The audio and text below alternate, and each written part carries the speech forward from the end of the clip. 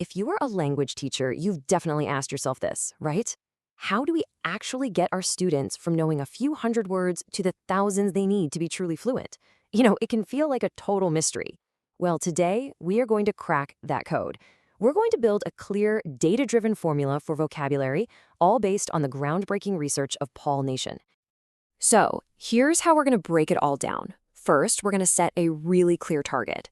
Then, we'll get into the science of how words actually stick in our brains. After that, and this is the fun part, we'll turn all that research into a daily reading plan, tackle the single biggest roadblock to success, and finally, we'll look at the exact tools you need in your toolkit to make it all happen. Okay, let's dive right in, because let's be honest, you can't hit a target you can't see. Any good teaching strategy has to start with a goal that's clear, that's measurable, and that's backed by solid research. So for vocabulary, what is that goal? I think we all dream of that magic moment for our students, don't we? The moment they can pick up a book in their new language and just read, without constantly reaching for a dictionary.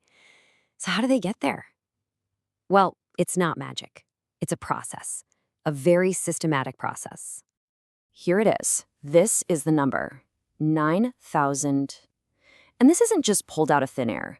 This is the long-term goal that comes from tons of linguistic research. When a learner knows about 9,000 word families, they can understand over 98% of most real-world texts. That right there is the finish line for independent reading. And here's a really important detail. We're not talking about 9,000 completely separate individual words. We're talking about 9,000 times word families. And this is a game changer for teaching. Think about it. When a student learns the word access, you're also giving them the keys to unlock accessible, accessibility, and so on.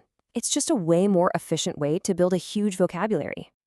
So we have our target 9,000 word families. Awesome. But we all know that just meeting a new word once is not going to cut it.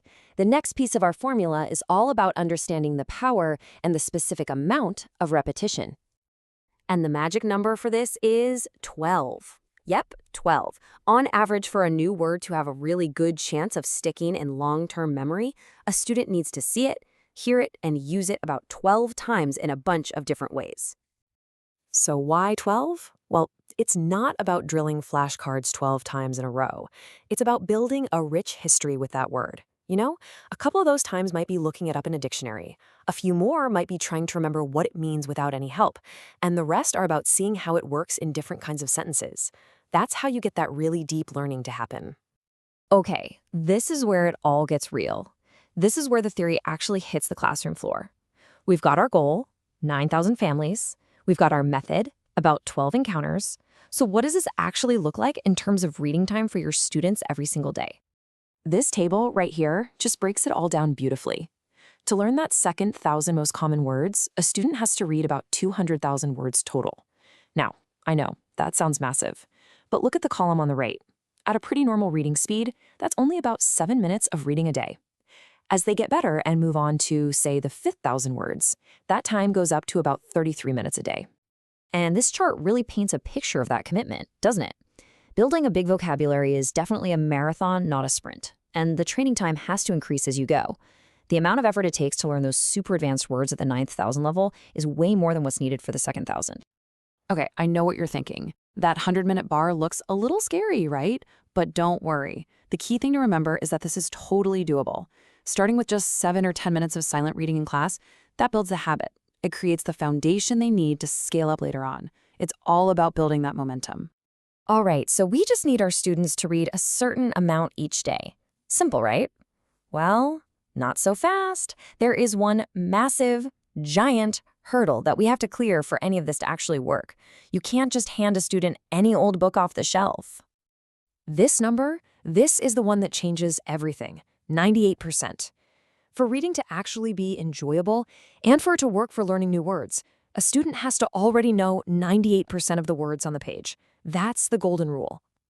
This idea is called text coverage, and when that coverage drops below 98%, meaning there are more than 2 unknown words in every 100, the whole experience of reading just breaks down. The brain gets overloaded.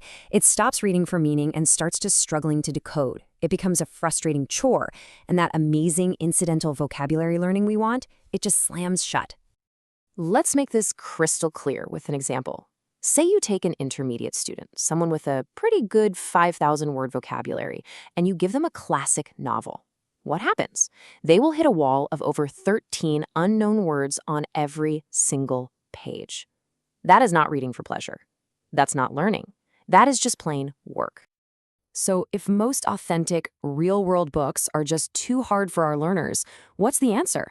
Well, this is where we get to be pros. This is where we use our expertise as teachers. It's not about forbidding those cool, authentic books.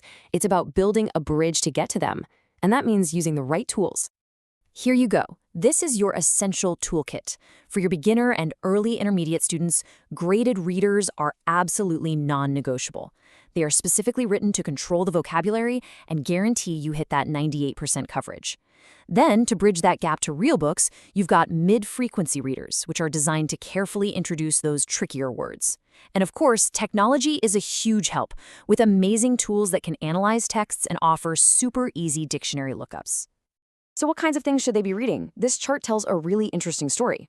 Just listening to spoken language, from movies or conversations, is actually the least dense source of new words. Novels are much better. But the absolute richest source of vocabulary, it comes from reading a wide variety of stuff, a mix of journals, magazines, newspapers, and novels. The takeaway here couldn't be clearer. Variety is absolutely the spice of vocabulary growth. We need to encourage our students to read widely across all kinds of different genres and topics. That variety is what guarantees they'll run into the biggest possible range of words. All right, let's wrap this all up in a neat little package. The goal? We're aiming for a 9,000-word family vocabulary. The method? We're targeting about 12 meaningful encounters for each new word. The plan? We start with a manageable daily reading time like 7 minutes a day, and we scale up.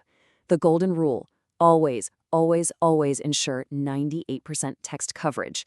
And the tools: we use awesome resources like Rated Readers to make it all happen. So there you have it, a clear, research-backed formula to guide your students to a massive vocabulary and to real, honest-to-goodness reading fluency. All the pieces are right there. This isn't just a vague hope anymore. It's an engineering problem, and we have the solution. So now you have the formula. How are you going to build your students' word flood?